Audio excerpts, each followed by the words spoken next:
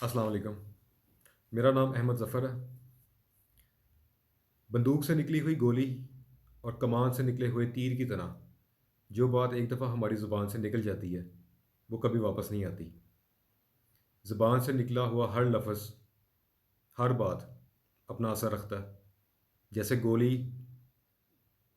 अगर किसी के ऊपर चलाएँ हम बंदूक से, तो वो गोली जहाँ लगेगी वहाँ पे सुराख कर देगी।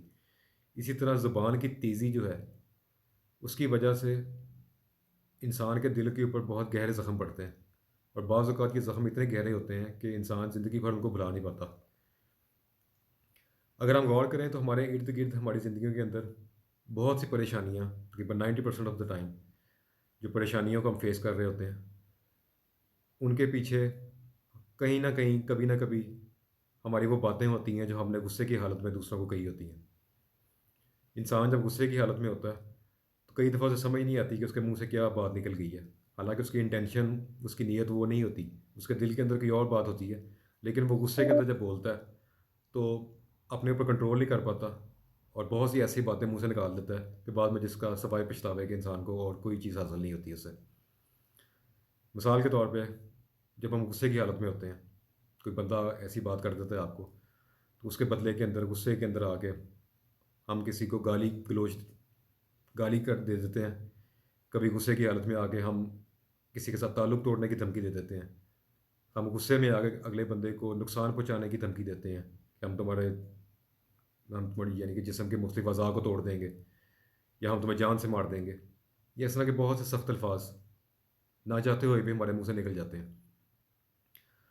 और सबसे बड़ा जो मसला होता है वो ये होता है कि जिस इंसान को आपने एक दफ़ा वो बात कर दी है, वो सारी ज़िंदगी के लिए आपके उन उन बातों को पकड़ लेगा और सारी ज़िंदगी आपका पीछा नहीं छोड़ेगा। जहाँ भी आप बैठेंगे आपको शर्मिंदगी होगी अपनी उस बात की वजह से, क्योंकि अगले इंसान को इस बात से कोई लेना-देना नहीं है कि आपके दिल के अंदर क्या था।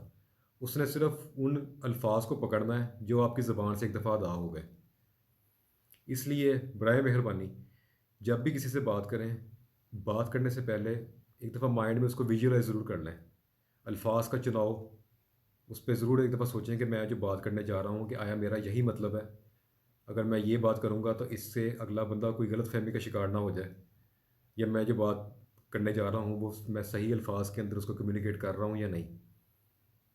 अनफ़ॉर्च्युनेटली हमारे मुल्क में अगर हम अपनी सियासत को देखें तो वो भी इसी के इन्हीं बातों के गिर्द घूमती है कि एक पॉलिटिकल पार्टी का जो कोई उसके जो मेंबर हैं वो किसी टीवी टॉक शो के अंदर बैठते हैं, तो वो यही बात कर रहे होते हैं कि फ़लाँ पार्टी दूसरी पार्टी जो है उसके फ़लाँ बंदे ने, फ़लाँ सेनेटर ने, फ़लाँ एमएनए ने फ़लाँ टाइम के ऊपर ये बात हमें की थी।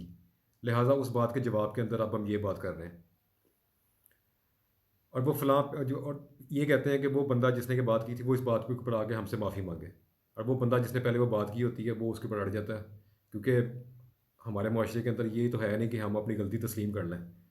हम फिर बाद में उस पे ज़िद पे अड़ जाते हैं कि नहीं, जो अगर हमें बाद में रियलाइज़ भी हो जाए कि हमने गलत बात की है, लेकिन हम फिर भी उसके अपने ये समझते हैं कि हमारी इज़्ज़त के अंदर कमी आ जाएगी अगर हम झुक गए। अगर हमने माफ़ी माँग ली तो हम अगले से कमतर हो जाएँगे। लिहाज़ा वो अपनी बात पे कायम रहता है और उसकी वजह से तलख़ियाँ जो हैं वो और बढ़ती हैं। यही हिसाब ख़ानदानों के अंदर होता है, रिश्तेदारों के अंदर होता है, दोस्तों के अंदर होता है।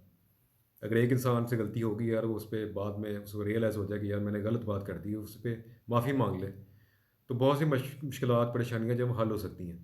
लेकिन चूँकि दोनों पार्टीज़ जो हैं वो इस बात पे एग्री नहीं होती और अपनी अना का मसला बन जाता है। इस वजह से उसका कोई हल नहीं निकल पाता उस बात का। हमारे मुल्कों के तो अनफॉर्चुनेटली हमारे मुल्क के अंदर तो मुल्कों की कौमों की तकदीर के फ़ैसले भी जो है वो किसी की ट्वीट के ऊपर हो जाते हैं कि फ़लाँ ने फ़लाँ टाइम पे ये ट्वीट कर दिया था, उसने ये बात कर दी थी। वो बाद में आके जितनी मर्ज़ी सफाइयाँ पेश करे कि मेरा कहने का मतलब ये नहीं था, आपने उसको गलत कॉन्टेक्स्ट के अंदर इस बात को ले गए। लेकिन वही बात है, एक दफ़ा जब बात मुँह से निकल जाती है तो फिर वो अपना असर रखती है और वो कभी वापस नहीं आती। इसलिए बोलने से पहले काइंडली मैं आपको ये एडवाइस करूँगा कि एक दफ़ा दिमाग के अंदर विजुअलाइज़ कर लिया करें कि आप जो बात करने जा रहे हैं, आया आपके दिल के अंदर वो वही बात है जिन अल्फ़ाज़ का चुनाव आपने किया है और उसकी वजह से अगला बंदा किसी गलतफ़हमी में तो नहीं चला जाएगा। ये एक एक्सरसाइज़ है, इसको करके देखें, चंद दिनों के लिए, हफ़्ते, महीने के लिए।